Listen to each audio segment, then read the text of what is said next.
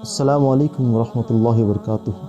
امید کرتا ہوں آپ سب خیر عافیت سے ہوں گے۔ دوستو، امیر المومنین حضرت عمر رضی اللہ عنہ کے اسلام قبول کرنے کے بعد سے آپ کی شہادت تک کی زندگی پوری امت کے لیے ایک بہترین مثال ہے۔ آپ کی اس روشن زندگی میں ایسے بہت سے واقعات ہیں جس میں ہم سبھی کے لیے ہدایت سے بھرے ہوئے پیغام موجود ہیں۔ انہی میں سے ایک واقعہ میں آج آپ کو سنانے والا ہوں۔ دوستو، مدینہ منورہ کے پاس حرہ نام کی ایک جگہ ہے۔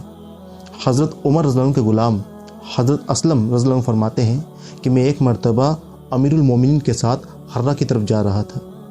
رات کا وقت تھا۔ راستے میں جنگل میں ہمیں خیمہ نظر آیا جہاں آگ جل رہی تھی۔ امیر المومنین نے مجھ سے فرمایا کہ اسلم، لگتا ہے یہ کوئی قافلہ ہے جو رات ہونے کی وجہ سے شہر میں نہیں گیا، یہیں رک گیا ہے۔ آؤ چل کے دیکھتے ہیں اور اس کی حفاظت کے لیے کوئی انتظام کرتے ہیں۔ جب ہم وہاں پہنچے تو معلوم ہوا کہ وہاں ایک عورت ہے جس کے ساتھ کچھ بچے ہیں اور وہ بچے رو رہے تھے۔ اس کے پاس ایک دیگچی رکھی تھی جس میں پانی بھرا ہوا تھا اور اس عورت نے اس کے نیچے آگ جلا رکھی تھی۔ امیر المومنین نے اس عورت کو سلام کیا اور اس کے قریب آنے کی اجازت لی اور اس کے پاس جا کر آپ نے پوچھا کہ بہن، ان بچوں کی رونے کی وجہ کیا ہے؟ اس عورت نے کہا کہ ان بچوں کے رونے کی وجہ بھوک ہے، یہ بچے بھوک سے رو رہے ہیں۔ تو آپ نے پوچھا کہ اس دیگچی میں کیا ہے؟ تو کہنے لگی کہ اس میں پانی بھرا ہوا ہے۔ تو آپ نے پوچھا کہ پھر اسے چولہے پہ کیوں رکھا ہے؟ تو اس نے کہا کہ ان بچوں کو بہلانے کے واسطے رکھا ہے کہ اسے دیکھ کر انہیں تسلی ہوگی اور یہ کسی طرح سو جائیں گے۔ اس عورت کو اس بات کا بالکل اندازہ نہیں تھا کہ یہ سوال پوچھنے والا شخص کون ہے۔ کہنے لگی کہ امیر المومنین حضرت عمر کا اور میرا کل قیامت کے روز اللہ کے یہاں فیصلہ ہوگا کہ انہوں نے میری اس تنگی کی خبر کیوں نہیں لی۔ حضرت عمر رضی اللہ عنہ نے فرمایا کہ میری بہن، عمر کو تیری اس حالت کی کیا خبر؟ تو کہنے لگی کہ وہ ہمارے امیر بنے ہیں اور ہماری حالت کی خبر بھی نہیں رکھتے۔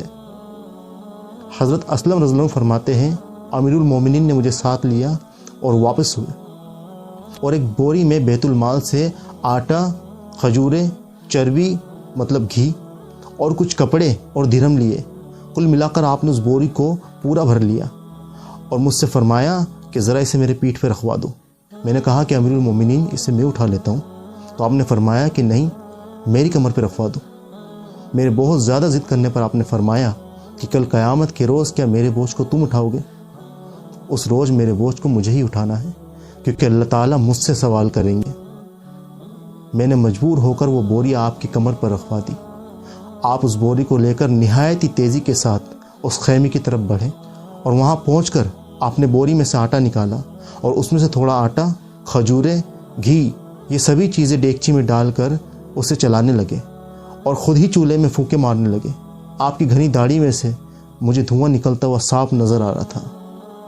دیکھتے ہی دیکھتے تھوڑی دیر میں حلوہ سا تیار ہو گیا۔ آپ نے وہ حلوہ اپنے مبارک ہاتھوں سے نکالا اور ان بچوں کو پروسا۔ ان بچوں نے اس کو کھایا اور پیٹ بھرنے کے بعد وہ کھیل کود میں مشغول ہو گئے۔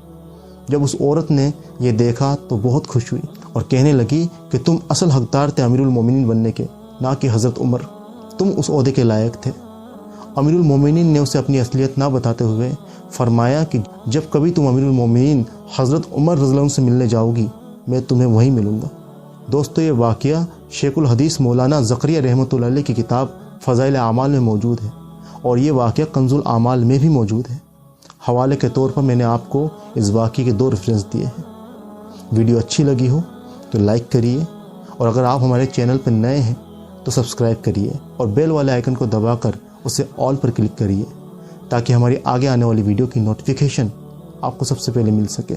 اور کمنٹ میں مجھے ضرور بتائیں کہ آپ کو یہ واقعہ کیسا لگا۔ جزاک اللہ۔